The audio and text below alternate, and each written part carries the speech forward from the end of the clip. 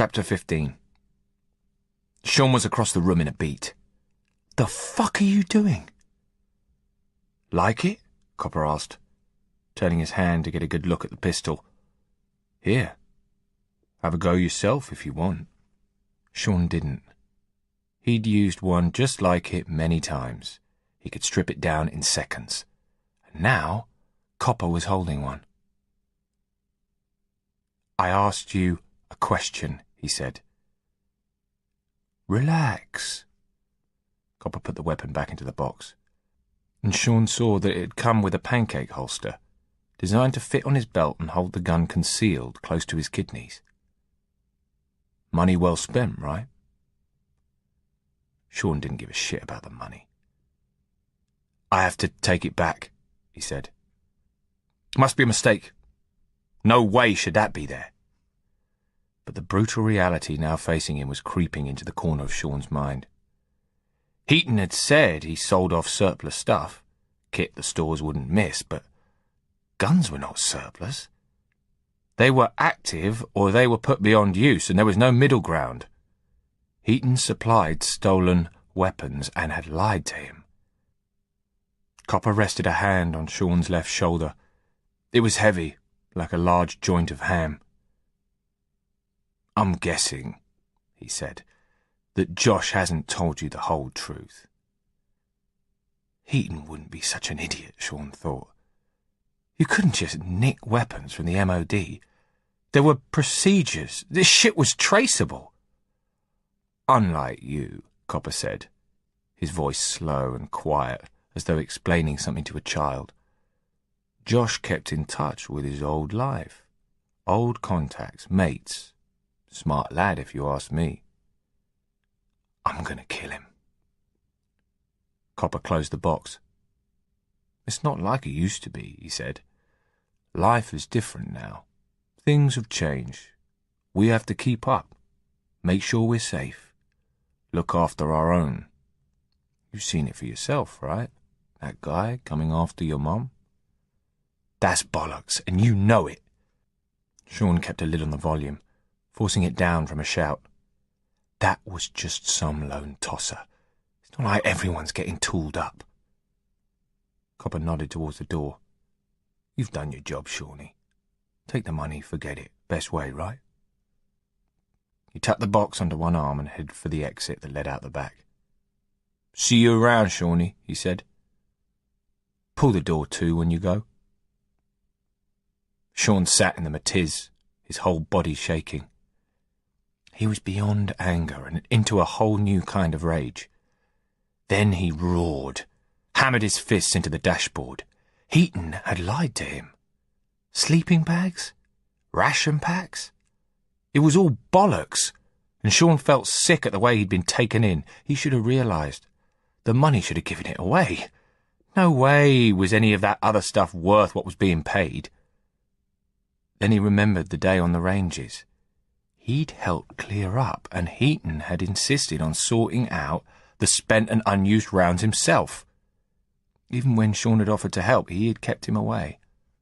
Was that what he had delivered to the bloke in the Range Rover? Sean wondered. A box of full metal jacket ammunition picked up from the range? And the Glock in Heaton's car? That couldn't be his own property at all. It was another stolen weapon. Nausea and anger swept through Sean, making his stomach churn, bringing a metallic taste to his mouth, but he kept a hold of himself and didn't puke. He slipped the keys into the ignition. He needed to have a talk with Heaton. A serious talk. "Please note, we are unable to serve you if you are under 18. Sean hadn't touched his pint, which the barman had served him without question, despite that smug little notice pinned up above the till. He couldn't remember the last time he'd been age-checked. Whenever he hit the pub nowadays, it was with a bunch of squaddies, and he was usually the tallest, even if he was also the youngest. No one ever bothered with ID. And the minor illegality of drinking underage was like ant's piss in the huge great puddle of gun running. The pint sat in front of him on a small round table in a shadowy corner of the pub, the Monty. The Montgomery of Alamein, officially, was a popular watering hole with soldiers, and it would be full of them that evening. It was early enough to be mostly empty, but he still didn't want any mates coming in and clocking him the moment they were through the door. He had arrived 10 minutes ago. Heaton would be here any time. Sean still hadn't worked out exactly what he was going to say. He decided to meet Heaton in the bar because, he reasoned to himself, there was less chance of him decking the bloke in full public view. The pub was quiet. The only person likely to complain about a scuffle, other than the chubby barman with sweat stains spreading out from under his arms, was the small white dog at the opposite end of the room. The dog's owner was asleep. The door opened. Sean reached for his pint to calm his nerves, and two girls walked in. He watched them scan the room, including him. They clocked his expression, which was not exactly welcoming, and pulled a face at each other, and then left, giggling. He put down his glass just as the door swung open again. Heaton strolled in and headed for the bar. Bought a pint, looked around, spotted Sean. With a wave, he came over to join him. "Told you it'd be easy," he started, but Sean cut him short. "Why the fuck didn't you tell me what you were actually selling?" Heaton sipped his pint. Didn't react. Almost like he'd expected the question. And of course he had. Sean realised. Copper had been in touch, which made him even more mad. He wanted to smack the bastard in the teeth. "Insurance," said Heaton. "And if I'd told you from the off, you wouldn't have got involved, right?" "You said it was stuff the quartermaster wouldn't miss," Sean said. "And he won't," Heaton replied. "What do you mean by insurance?" "Come on, Sean. You're not stupid. You delivered the stuff. You can't turn me in without screwing yourself. See? Insurance." "You bastard," replied Sean, the words barely audible through his clenched teeth. "What have you got me involved in?" "No, don't answer that. Because I'm not involved, not anymore. I'm out. Here, keep the lot." He pulled the envelope from an inside pocket and chucked it at Heaton, then stood up. "No, you're not," said Heaton. "And you know it. Now sit down." Sean hesitated. "Seriously, just sit down." He sank back onto his stool. "First, you need to calm down," Heaton told him.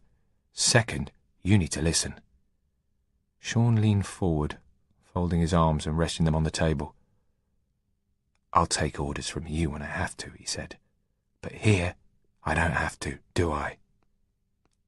Heaton took a long, slow gulp from his glass, his eyes on Sean. "The stuff I've supplied is for protection," he said. "You've seen the news, right? Terrorists coming home to bring the war back here. People attacking and killing soldiers. Going after our lads with machetes." He leaned closer.